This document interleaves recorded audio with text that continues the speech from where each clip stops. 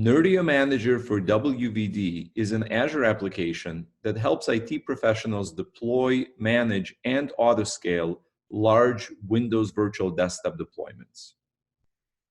In this product demonstration, we are going to configure a new Windows Virtual Desktop environment using Nerdio Manager for WVD.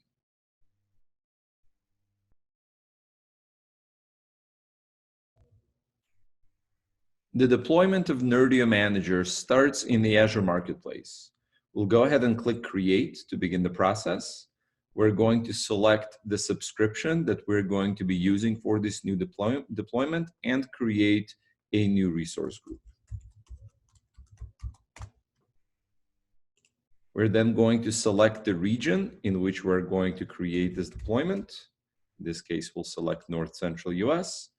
Click OK to move to the next step. At this stage, we're going to select an existing virtual network or create a new one.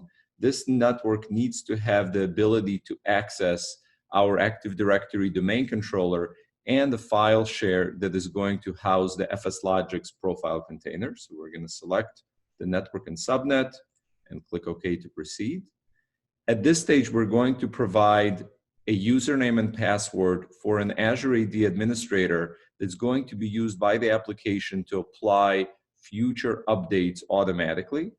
This is a step that you can skip by selecting No at the top, or if you want the process to be automated, provide those credentials here.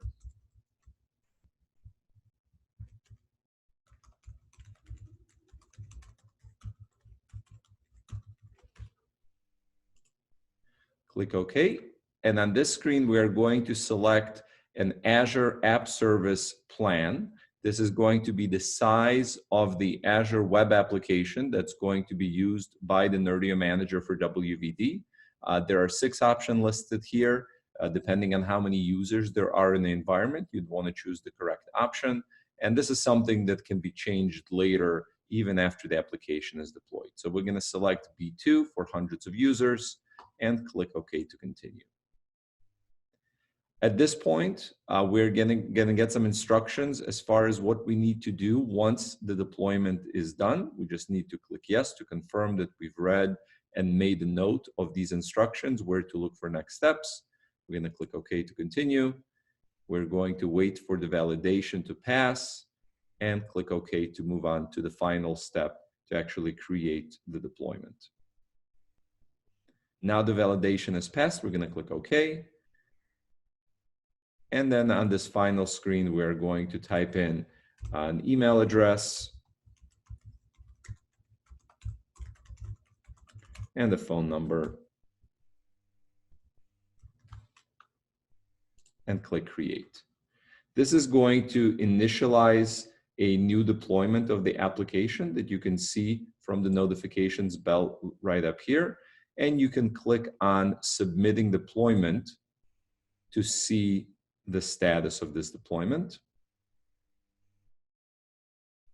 Once we see that the deployment is in progress, we're going to click on that deployment and be taken to the screen where we can track the status. This is going to take about 10 to 15 minutes, and the output for our next step is going to appear under this Outputs screen. There's going to be a web app URL that we are going to need to copy that's going to appear here in just a few minutes. Now that the deployment is complete, we can copy the application URL and browse to that website to continue with the installation process. Okay, here we have 2 options. We can either run the installation process automatically via Azure Automation Runbook, or we can download a PowerShell script and run it manually. Because we did specify the run as credentials for Azure Automation, we'll be able to use the Runbook and click Run Automation. This is going to take us to the Azure portal and open up the runbook that has been pre-configured, and we are going to click on Start and begin the process. Once the Azure runbook is done, we can log into that same URL, refresh the page, and continue with the configuration inside of the Nerdio Manager for WVD. Creating new WVD tenants using the Nerdio Manager is very easy. Simply click on the Add Tenant button, specify a system name for the tenant, type in a friendly name of the tenant, which is going to be something that's visible to the end users and can be changed later, type in a description, and click OK. This is going to create a new tenant in the WVD service and make it available for use and creation of host pools. To give access to an existing WVD tenant to another administrator to be able to log in and manage that tenant through the Nerdio Manager, you can go to Permissions, start typing in the user's name, select the user from the list and click OK. This is going to grant that user RDS owner role and allow them to see and manage this newly created tenant when they log into the Nerdio Manager for WVD application. After creating a new WVD tenant, the first step in building out a new WVD environment is to create a desktop image. We're going to click on Desktop Images on the left, click on Add an image from Azure Marketplace, give this a name and a description.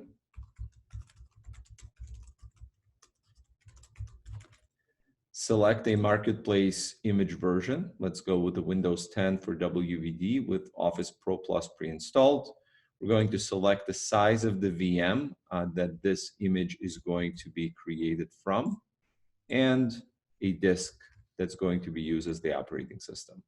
We're going to click OK, and this is going to launch a task to build us a new image that's then going to be used to create new host pools and individual session host VMs based on this image.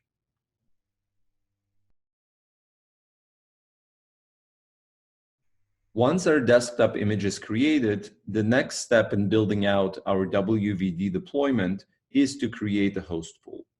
We're going to do that by going to Manage under our newly created WVD tenant. And we have two options, a static host pool and a dynamic host pool. We'll start out with a static host pool. We're going to click on Add Static Host Pool, give this a name.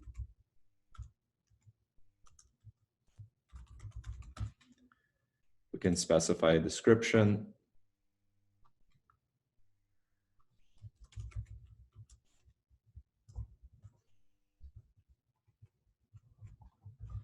And select from Desktop Experience.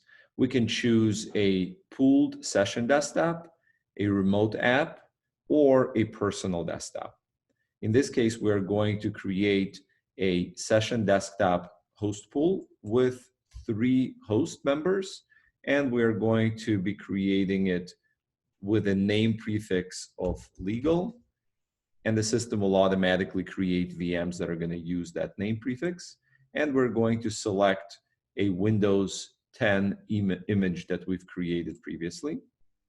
Then we're going to select the size of the VM that's going to be used by default for the session hosts. So let's go with a 4-core, 16 gig of RAM machine.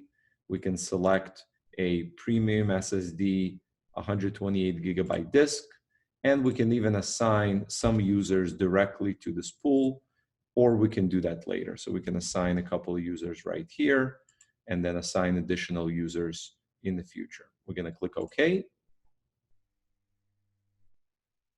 And this is going to begin the process of creating the host pool and building 3 new session hosts inside of that host pool configured to join the Active Directory. It will install the FSLogix profile container and point it at the right file share, join them to the WVD host pool, and make them available in just a few minutes.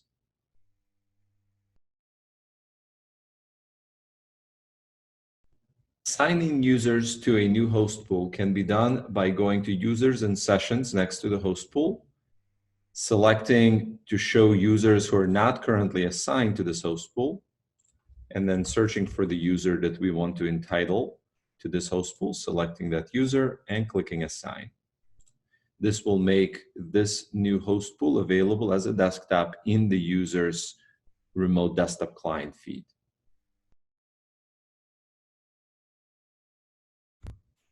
It is also possible to build dynamic host pools that are going to be based on a golden image desktop and will scale out and in depending on user demand on the infrastructure. Let's go ahead and click on Add Dynamic Host Pool, give it a name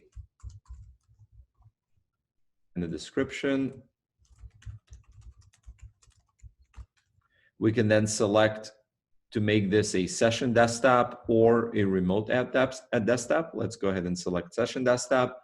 We're going to create a name prefix for this particular set of session hosts.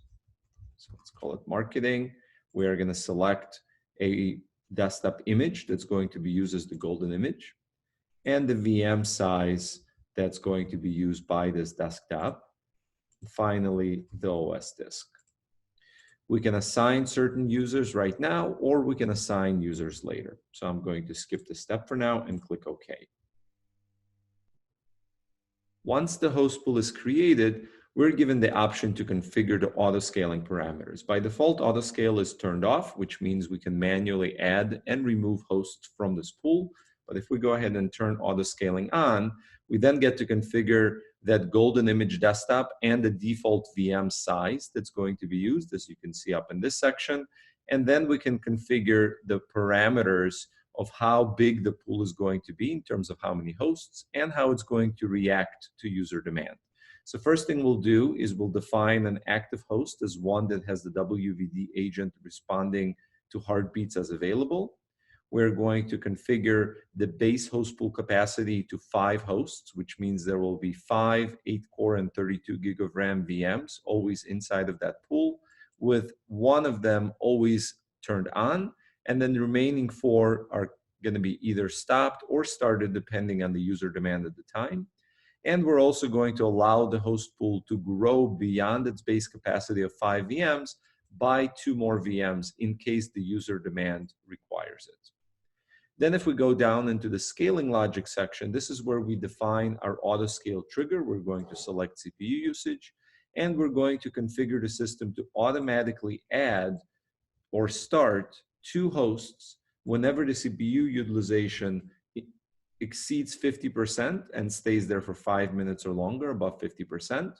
And then after business hours, which in our case we'll define as 7 p.m. Central Time, we're going to scale in by either stopping or removing extra hosts if the CPU utilization falls below 30% and stays there for 15 minutes or more. Because our users, most of our users come in to the office in the morning, Monday through Friday by 8 a.m., we're going to configure the system to automatically pre-stage some hosts as available capacity so that the system doesn't have to react in real time to users logging in at the same time. We're going to select Monday through Friday as our work days, 8 a.m. Central Time as our start of work hours, and we'll tell the system to have 4 session hosts available by the time users come into the office. We're then also going to configure the message, which is going to be sent to any users who happen to have active sessions after 7 p.m. if for whatever reason they didn't log off and their session host was chosen to be scaled in. We're going to click Save.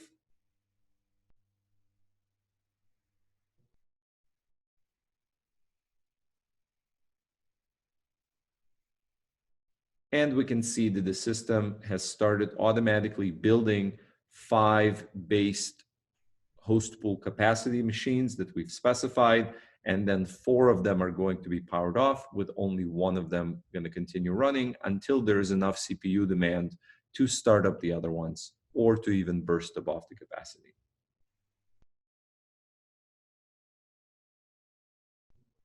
Active and disconnected user sessions can be managed under the user session screen inside of a WVD tenant.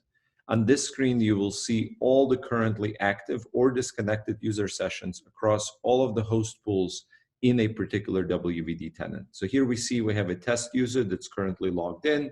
We can see the host pool that they're in, the name of the host they're connected to, and the status of their session.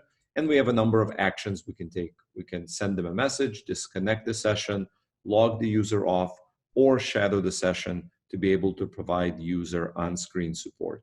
Let's go ahead and send a message to this user.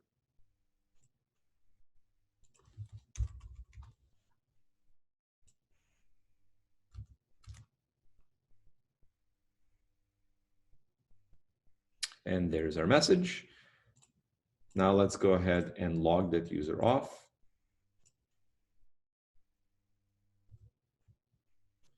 And there it goes. That session has now been disconnected.